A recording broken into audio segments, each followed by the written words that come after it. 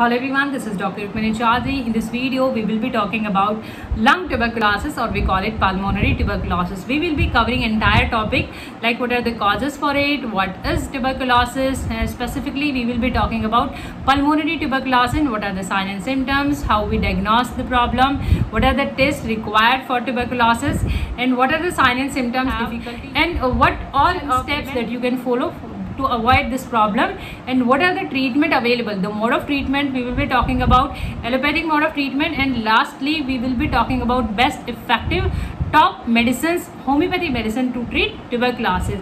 So let's start. What is tuberculosis? The definition: see, tuberculosis, infectious disease caused by Mycobacterium tuberculosis, kind of a bacteria. There are different strains of Mycobacterium tuberculosis, and so it is caused by the bacteria and infectious disease. So what do you mean by the infectious disease? Infectious disease are the diseases that can be transferred, that can spread, and that can infect from one person to another. So this fall under infectious disease. Kind of infectious disease usually affect lungs. So we will be discussing about pulmonary tuberculosis. This is pulmonary tuberculosis, can be of other body part as well, like you can have spine tuberculosis, brain tuberculosis, and there can be bone tuberculosis. In female there can be reproductive organ tuberculosis, but today's topic is lung tuberculosis, pulmonary tuberculosis. What is the causative agent? The causative agent and the risk factors. We already discussed that Mycobacterium tuberculosis is the causative agent for this. And what are the risk factors? See, if you have, your immunity is less, you are less immune, your system is less immune, your defense system is weakened, and if you have any other problem, like if you have HIV, if you have diabetes, and if your work environment is the tuberculosis cases, then you can also have this problem. And if you have recently visited any country that have the more cases of tuberculosis, because this is the transferable disease, so you can develop this disease. So these are the risk factors. And if we talk about the age factor, yes, children and the older adults usually have tuberculosis. So these are the risk factors and the causative agent. Now we will be talking about the spreading, the transmission of the disease, that how the disease infect from one person to another. So this is infectious disease we already discussed, and this is by the close contact of the infected person, the person who is having tuberculosis already, and by coughing, by sneezing, even loud speaking, and even by singing, the voice is loud and you are in the close contact of infected person, you can get the infection by even droplet infection. So you can get infection easily. So if you have any doubt that you have visited someone who have TB, so you are supposed to get your test done for tuberculosis. About the types of tuberculosis, usually we classify in two types: inactive or latent dormant tuberculosis, and other one is active, the genuine case of the tuberculosis. See, this is the bacterial infection. Once the bacteria enters in your body, it gets multiplied by itself, and if your immune system is high, you have good immune system, then the bacteria cannot multiply, cannot replicate. So you have good immune system, there is no have infection, but there are no development, there is no pathological changes because bacteria are not multiplying. So you have infection, but there are no signs and symptoms because you are having enough immune system, then bacteria doesn't get a chance to create problems. So this is how inactive cases. And if we talk about the active cases of tuberculosis, yes, you have bacteria in your body, and if your immune system is weak, your immune system is weak, then bacteria can easily multiply, replicate, and can easily cause further damage. So in that case, you have active cases, you have signs and symptoms. And if we talk about the inactive latent, there are no signs and symptoms, but test will be positive. Why? Because you are having bacteria in your body. On the other hand, in active tuberculosis, you will be having all signs and symptoms, your test will be all positive, so everything will be positive, your signs and symptoms, your test. So this is how we differentiate between active and inactive tuberculosis.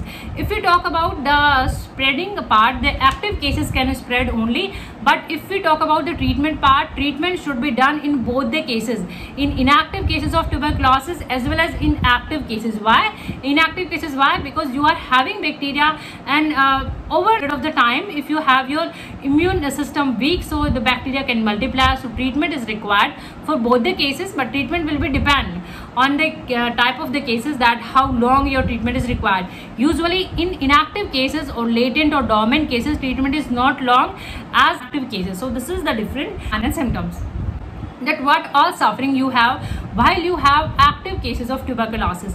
See, you might have heard that you have TB, you know, for a longer time, for a longer period of time, when you having cough more than 3 weeks, or your cough is persistent, your cough, your sputum, your mucus is having blood in it, you are having temperature, evening rise temperature, evening rise, sweat temperature, or sweats you have, chills you have. These are the symptoms commonly that you have while you have tuberculosis. Your appetite is decreased, your hunger, your meal habit decreased, your weight is lost in the abdomen. There can be colic, there can be fatigue, general fatigue. There can be swollen lymph node, cervical swollen lymph node you can have.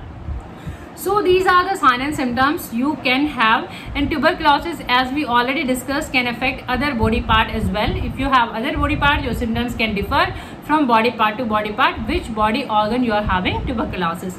Now, diagnosis, the test required for tuberculosis. See, as we already discussed, that if we talk about the inactive, latent or dormant case, your skin test and your blood test will be positive. Why? Because you are having bacteria in it, but your bacteria are not enough to cause any problem.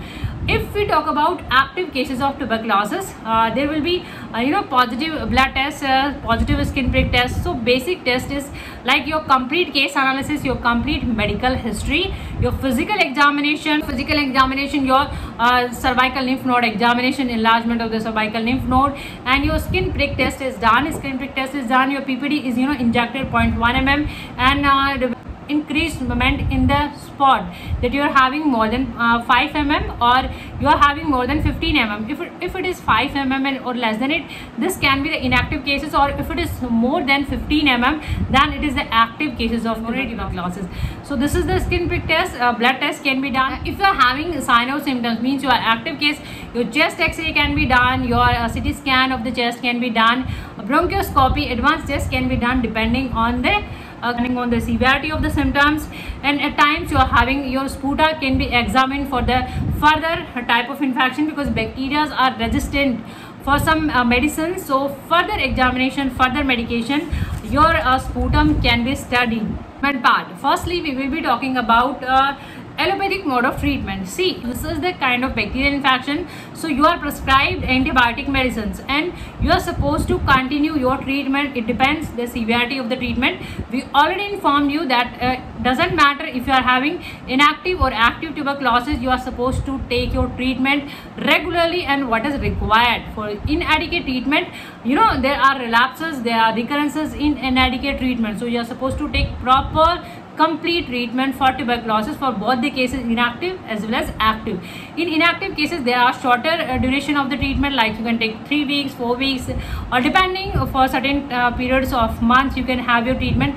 But if we talk about the active cases, the treatment depends on the 6 months, 9 months, it can be 12 months. Rest, it depends on the organ, what organ you are having tuberculosis and what severity of your symptom you have. It depends on that also, and your age factor. So completely it depends. Your duration and your treatment completely depends on the case. Now prevention, the best step to follow to avoid this infection. We already informed you that if your immune system is high, there are less chances of having this problem. So you have boost your immune system. And if you are a smoker, and there are chances that if someone is smoking, then there is if it is second hand also, then there are chances of more having tuberculosis. So avoiding or cutting down vaccination for tuberculosis, it is called BCG. So it is given, and vaccination should be proper for all the kids. It is mandatory for having vaccination steps. And if you have you know that you are having active case of tuberculosis, you are supposed to wear mask so that you cannot spread the infection. And if you you are a person, you have met someone and you have a doubt that that person can have tuberculosis, so you just go through the tuberculosis test and you start your treatment as early as possible by avoiding getting a complication of the disease. So now we'll be talking about the complication, that what are the bad effects you can have if you don't treat this problem. So this is a very serious problem. This is under top 10 disease that causes death. So worldwide, this is a ratio, and and this complication can be like a cardiovascular problem, there can be sepsis, there can be metabolic problem, there can be other problem as well depending on your case and your symptom. If you are immune deficient, there can be other problem as well. Most importantly, now we'll be talking about homeopathic medicine. See, if we talk about homeopathy focuses on your individual approach, that what is your age, what is your gender, what is your history, what is your background medical history, what problem you having. As holistic approach means we will be taking your complete case, on the basis of that medicine will be prescribed on the basis of that. So we are having some best medicine, top medicine, we will be talking about one by one. So I'm having Kalikap. And Kalikap is the medicine given in the tuberculosis cases, usually in the female cases who are obese. There is obesity, tuberculosis, and the female cases usually. Any medicine you are having, any country you belong, place, the medicine name should be the same. The company can be anything, like it doesn't matter the color, anything, it doesn't matter, you just focus on the medicine name. So Kalikap 30 or 200 potency can be taken. This is the dropper. You are supposed to use it by the dropper, 2 to 3 drops twice or thrice before meal on the regular basis. Like once your symptoms subside, you are supposed to continue even after that for a period of time, and once you start feeling, you can discontinue your phosphorus. See, in homeopathy, phosphorus medicine is given who are lean thin, on just opposite of the Kalikap. Lean thin patient, emaciated patient is stooped, in that case in phosphorus, and there is a bleeding in the sputum. This is the best indication of phosphorus, that bleeding in the sputum. Your mucus having blood in it, so you can use phosphorus. Same 30 or 200 potency, twice or thrice directly on the tongue. And if you are having problem while having direct on tongue, you can add some water, 2 to 3 spoon water, or 1 spoon just normal water, 5 or 10 drops you can mix and you can take it twice or thrice before meal regularly till your symptoms subside or you start feeling improvement. Silicea medicine is given in the tuberculosis of the spine. If you are having your backbone, your spine tuberculosis, you can use Silicea. Silicea is the very good medicine. Silicea patient is chilly, always feel cold, and again emaciated, lengthened, malnutrition. The Silicea patient, so you can use Silicea. Again, you are supposed to use orally, 2 to 3 drops twice or thrice.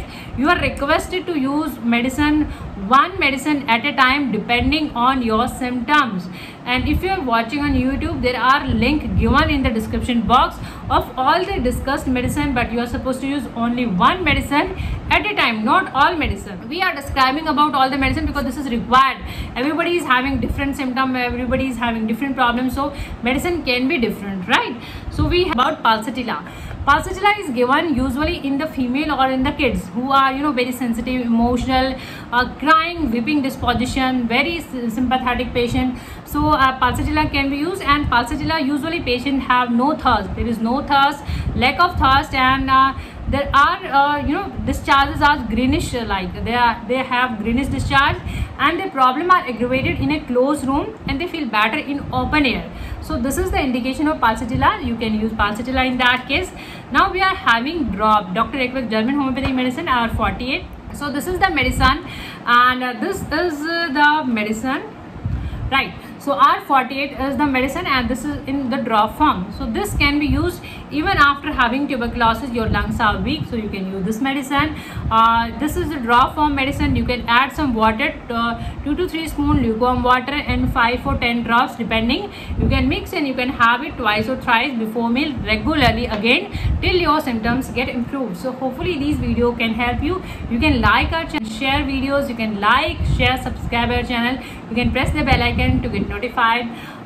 We have put end screen on the videos, and so you can press on them to get more information about the video. Thank you for watching. Thank you so much.